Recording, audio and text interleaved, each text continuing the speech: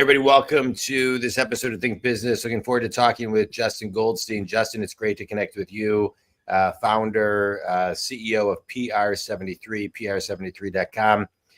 Looking forward to talking to you about public relations and how you have your own little, perspective of it and how you get it to work with and for clients. Let's start off and talk about PR. I think sometimes people don't know what PR is versus marketing versus branding.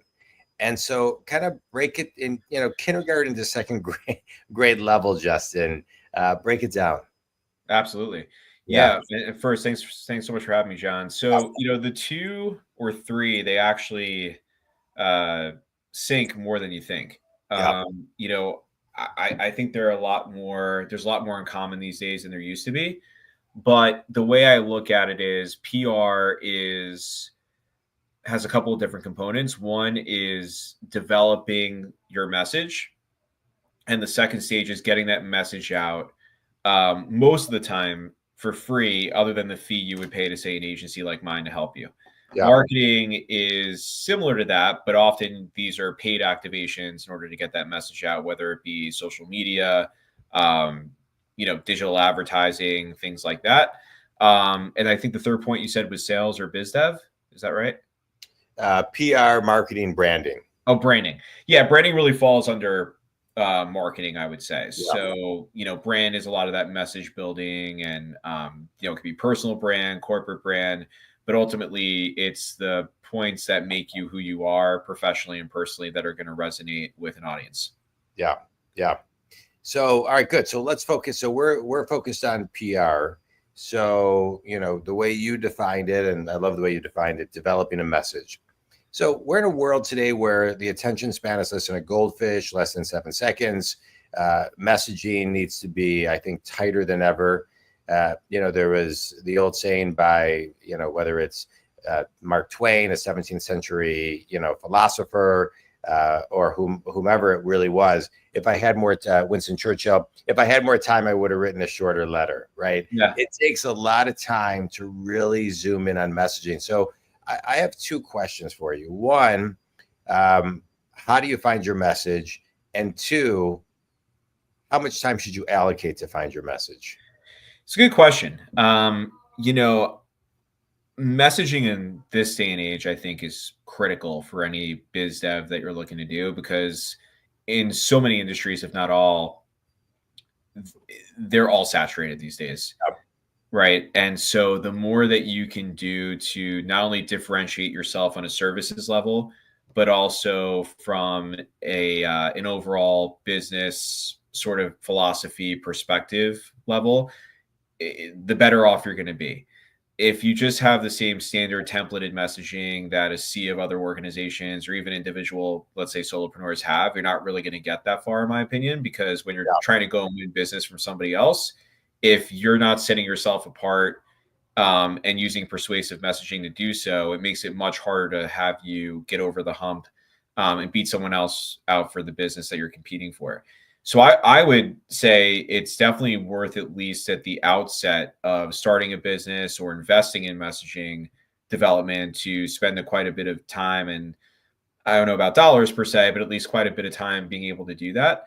And having a team around you that can do that. And then once you get it off the ground, it's really more so A/B testing to see what's working well and what doesn't.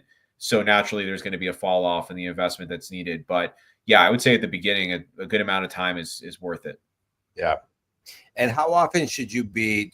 And I usually ask one question at a time, but I'm asking two at a time. Yeah. How often should you revisit that message? That's my first question. And then my next question is, how often are these messages changing? The word, the take away one word, we just seem to be in a very fast-paced world where trends, attitudes, brand personality, it just shifts so quickly right now. 100%. I think every 6 months is a good metric. Uh-huh.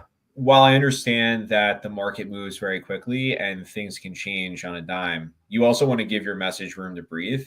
And so by going at 6 month spurts, it allows you to see hey, is this messaging working in terms of increasing our engagement on social? Are we getting more leads in the door?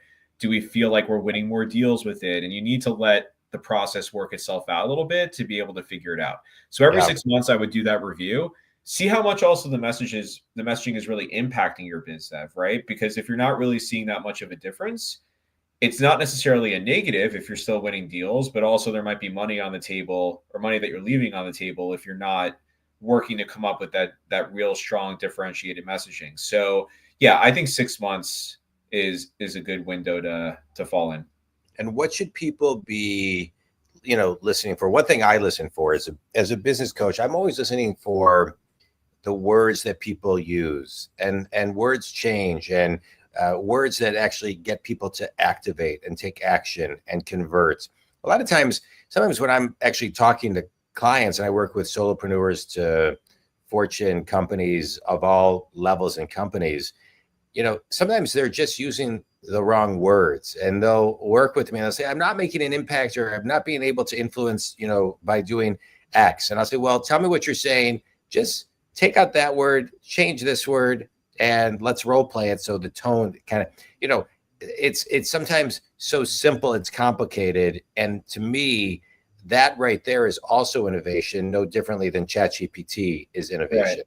So can you just kind of talk a little bit about that too? Because I think the nuances are important.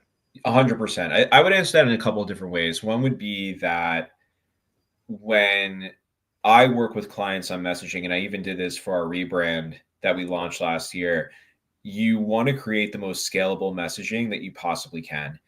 And that messaging that's more scalable needs to live on your website, your LinkedIn description, some of the core assets that are just living on their own every single day. Because to your point, there are going to be some keywords that attract others and turn others away. So the more scalable you can make it, the more neutral but impactful that you can make it at the outset is the better for, again, some of those more static assets that I'm talking about. But when you're in, let's say when you're in a meeting, right, a biz dev meeting, a sales meeting, whatever it might be, it is important to have an understanding of the messaging that's going to resonate with the person that you're talking to one-on-one.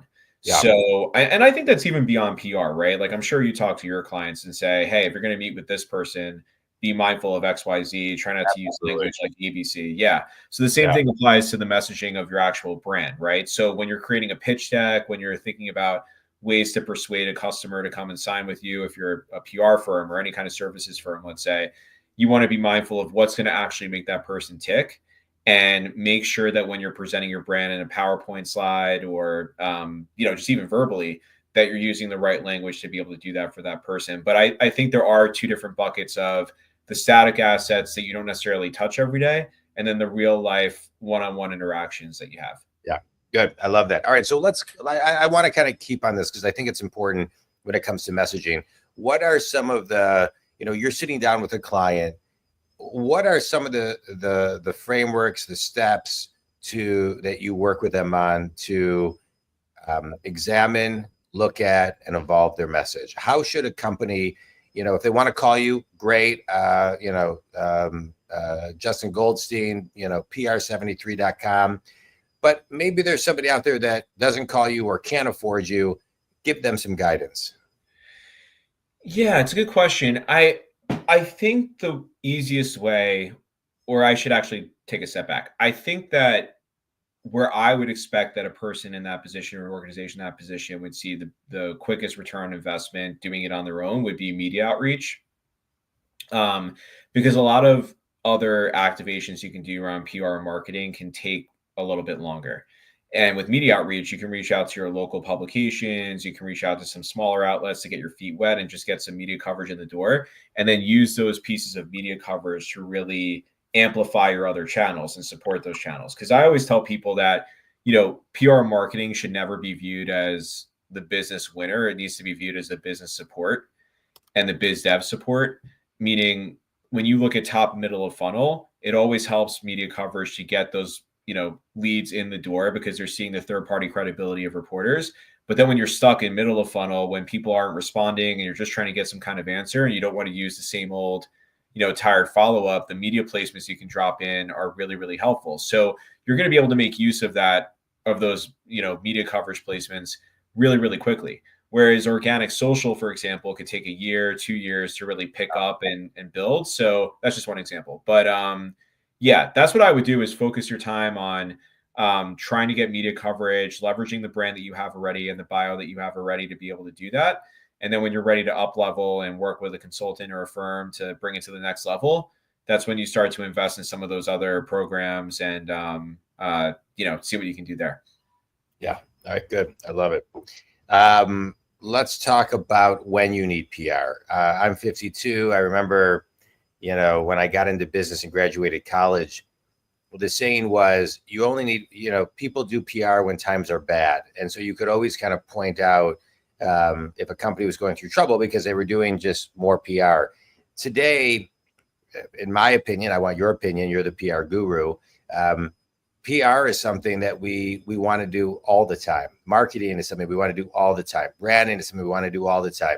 Posting on social media, mailing lists, everything, under the umbrella of marketing. Because there's so much noise, we have to continually differentiate ourselves in good times and maybe not so good times. But to me, it's all now a constant. But I'd like your take on it.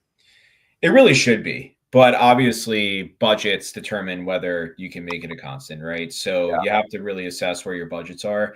I mean, for me, I would do PR or marketing at the beginning of building your business. Obviously, if you're bootstrapping and you have zero money, that's a different story. But even if you could stretch yourself a little bit and you get to a place where it's a little bit more affordable, then I would invest in it as soon as possible, because it goes back to what we were talking about before, where the quicker you can really develop a strong message about your brand, the quicker you're going to build that business.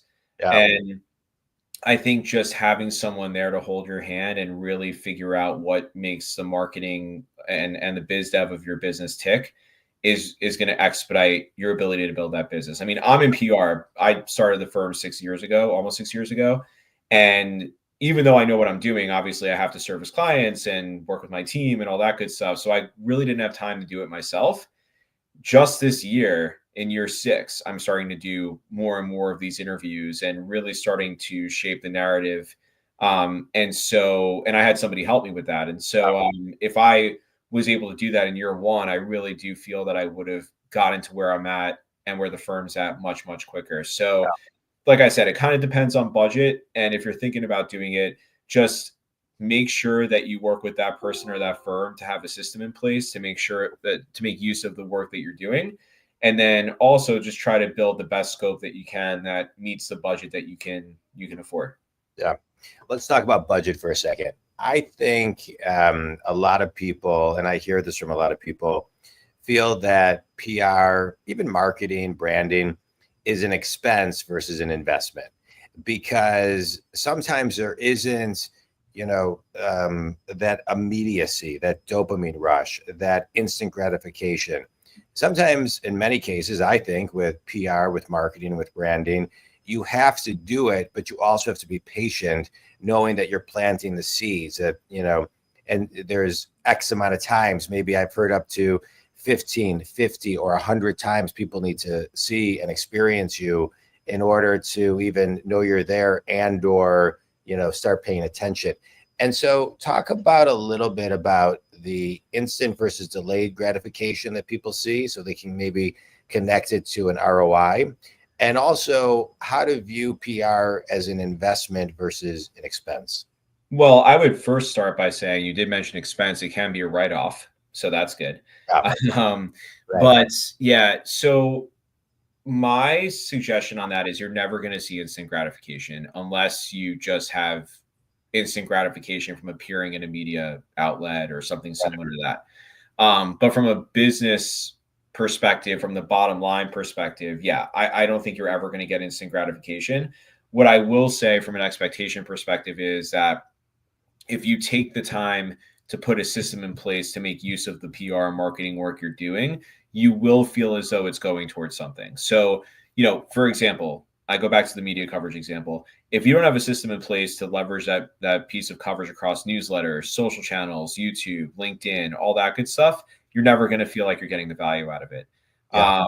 So you have to have a system in place to basically think past the work that you've done and actually put it to use to support the business development. And if you do that, then you'll always feel like you're getting something out of it. Then you can obviously go to the next stage where you have some metrics in place where, for example, with a newsletter, if you do a separate campaign just to showcase a piece of media coverage that you got, if you get more open rates than you would have normally, or about the same or a little bit better, then you know at least it's contributing to the same success that you've had, or a little bit more, or a lot more. So there's ways to measure it as well. But yeah, it's most of the time there is an instant gratification. But again, for the ones that have the system in place, I found they're very happy with it, and they continue as long as the budget's there. Yeah, it puts the predictability into it and allows you to kind of track some level of continuity and wins. Let me ask you a question. So you've been in the public relations world for a long time. You worked with you worked with other companies, a decade building communication and content programs for other top-ranked communication firms, and then you started your business. You shared 6 years ago. What gave you the courage? What was fulfilling about starting your own business? What gave you the courage to do it? And who planted the seed to help you make that decision and build a thriving business? PR73.com. Well, my dad was an entrepreneur as well, so I always had it in my blood. The totally honest answer is that I hated having a boss. Yeah. And so I felt this. I get that. That was really what pushed me to do it. And I also had to feel confident in my abilities, but I felt as though I had enough of a network that I could make it work. And obviously year one wasn't going to be the best year of all, but it would get me through. And as long as I could put the time into really networking and building connections, I could do it. But yeah, I had to work for someone else first to really be able to understand not only what I was doing in terms of going out on my own generally, but also just how to do the work the best that I could. Yeah. But I will say that being out on my own, I learned 100 times quicker and better than I did working somewhere else. But I don't know if I would have been able to get to that point of learning quicker had I not worked full time first. Yeah, that's great. Well, we all have different reasons that drive us to do something, but having the freedom and the ability to do what you want and report to yourself is key. What do you put in place to have somebody to bounce ideas off of? They say no matter how big or small your company is, not that your business is small, but it's lonely at the top. And so one of the things I think entrepreneurs experience is, who do I have now to brainstorm with? And so Right. how do you do that? I try to think outside the box as much as I can. We actually have a fractional advisor that helps me specifically with running the business. And then we also have our partner firms. And so I'm not shy about calling up their leaders or whoever we work with directly to get their advice.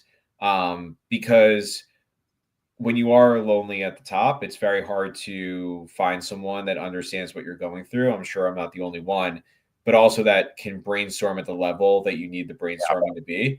Yeah. So and it doesn't matter to me if the person's in PR or marketing or not. It matters to me if they run a business, if it's a service business and they can relate to client service and doing a good job. And so, yeah, my suggestion on that would be, don't be afraid to pick the brain of someone that may not seem so obvious, but can relate to the type of business that you run, and just get their opinions. Yeah. And I'm not scared to get 5 opinions, because maybe they all say the same thing. Maybe it averages out to be one way or the other, but the more, obviously you don't want to go overboard, because if you ask too many people, you're going to drive yourself crazy.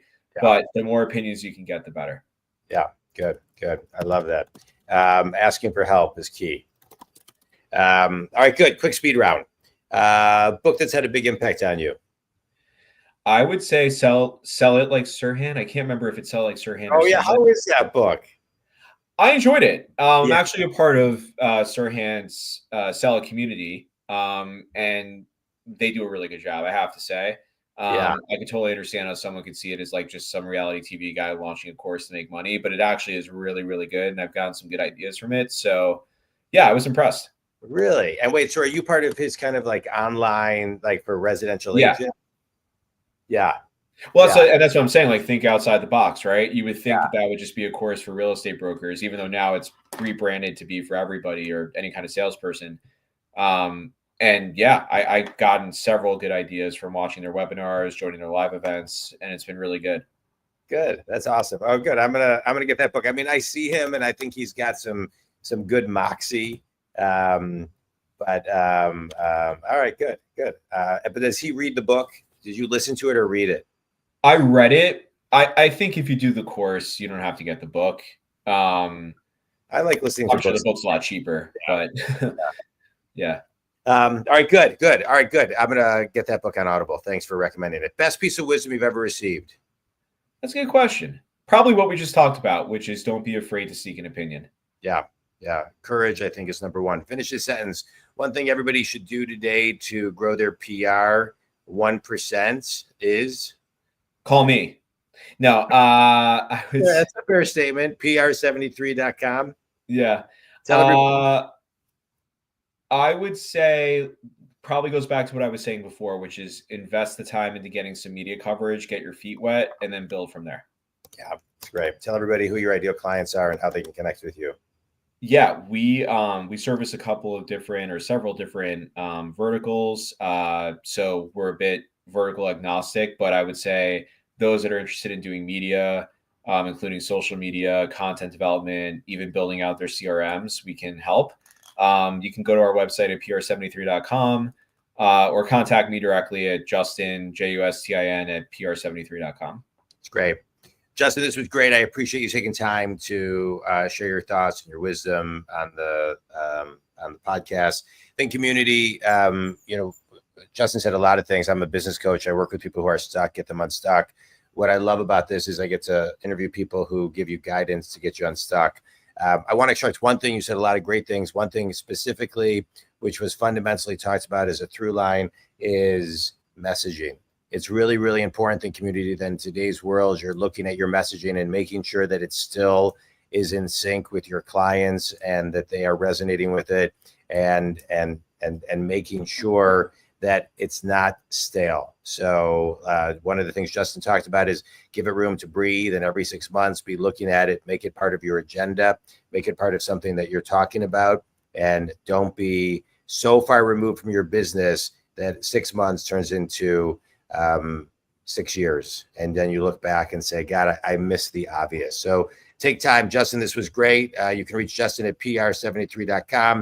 If you want to talk about any business coaching, you can reach me at jondwoskin.com. Justin, thanks, man. This was great. Appreciate it. Congrats on your business.